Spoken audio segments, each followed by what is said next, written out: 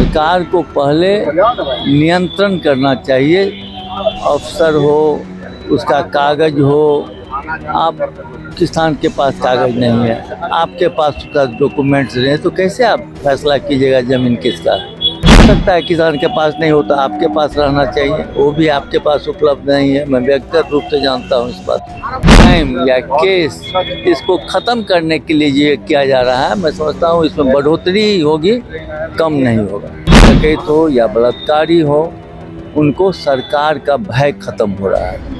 सरकार का भय खत्म हो जाता है तो वो राज्य की जनता के लिए और राज्य के लिए बहुत ही दर्दनाक होता है। आज जो 4 स्टेट में चुनाव हुआ उसमें और बदतर स्थिति होने वाली है। इसलिए वो अपना अपना नया दौर चलते हैं।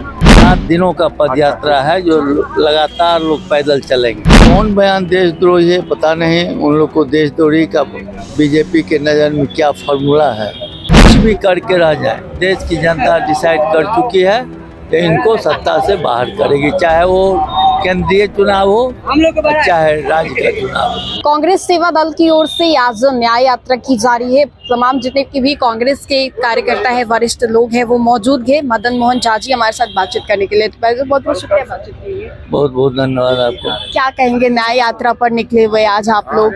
हमारी सेवा दल का यूनिट काफी मजबूती से काम कर रही है और आज पटना से लेके बोध गया तक लगभग 7 दिन का दौरा है इनका पदयात्रा, जिसमें ये लोगों से 7 दिनों के लिए पदयात्रा है। 7 दिनों का पदयात्रा है जो लगातार लोग पैदल चलेंगे और हम समझते हैं ये अच्छी शुरुआत है।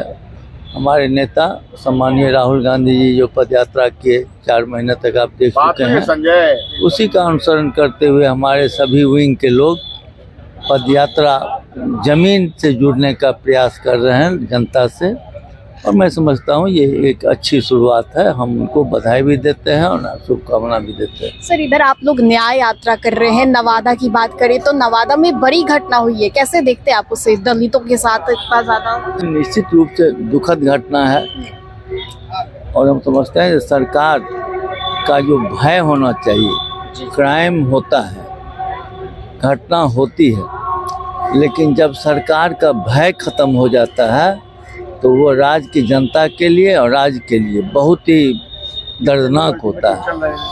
मैं समझता हूँ कि चाहे कोई अपराधी हो या चोर डकैत हो या बलात्कारी हो, उनको सरकार का भय खत्म हो रहा है।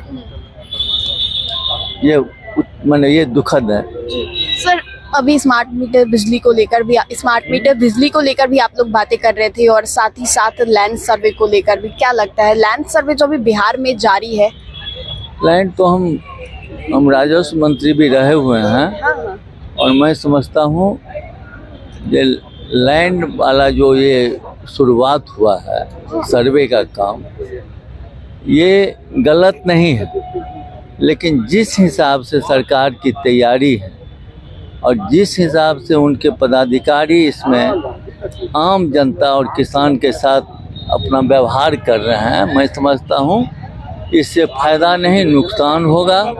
और यह जो अपराध या क्राइम या केस, इसको ख़त्म करने के लिए ये किया जा रहा है। मैं समझता हूँ इसमें बढ़ोतरी ही होगी, कम नहीं होगा। रोक लगाने की भी बात कही जा रही है क्योंकि कई जगहों से अवैध वसूली के भी मामले सामने आए हैं गलत तरीके से। मैंने वही बात आपको इंगित किया है कि जिस तरह से पदाधिकारी कर रहे हैं, मैं समझता हूँ उचित नहीं है।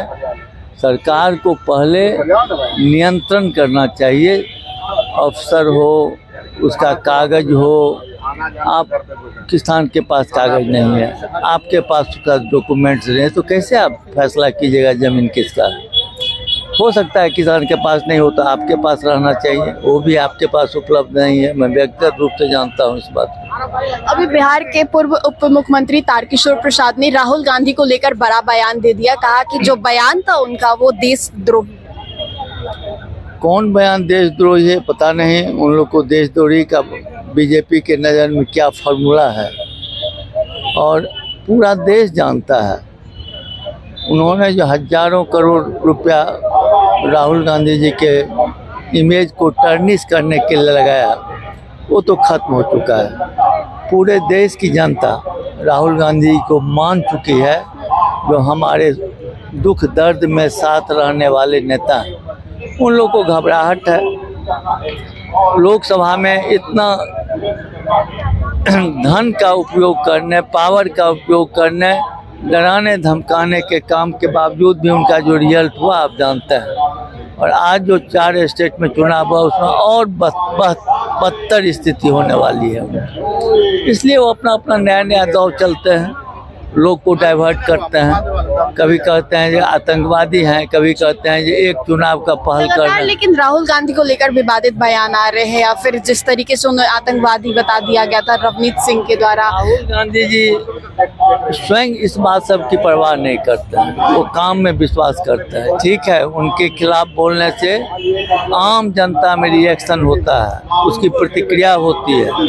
आप देखे हुएगा इस प्रक्रिया के तहत कल भी अखिलेश जी के नेतृत्व में लोग निकले थे, अब पूरे देश में निकले हैं। मैं समझता हूँ कि अब वो लोग कुछ भी करके रह जाएं, देश की जनता डिसाइड कर चुकी है कि इनको सत्ता से बाहर करेगी, चाहे वो केंद्रीय चुनाव हो चाहे राज्य का चुनाव हो। बहुत बहुत शुक्रिया बातचीत करने के लिए। तो ये थे हमारे साथ बातचीत करने के लिए मदन मोहन झा, जिनसे कई सवाल पूछे, क्योंकि आपको पता होगा किस तरीके से नवादा में बड़ी घटना हुई है दलितों के साथ।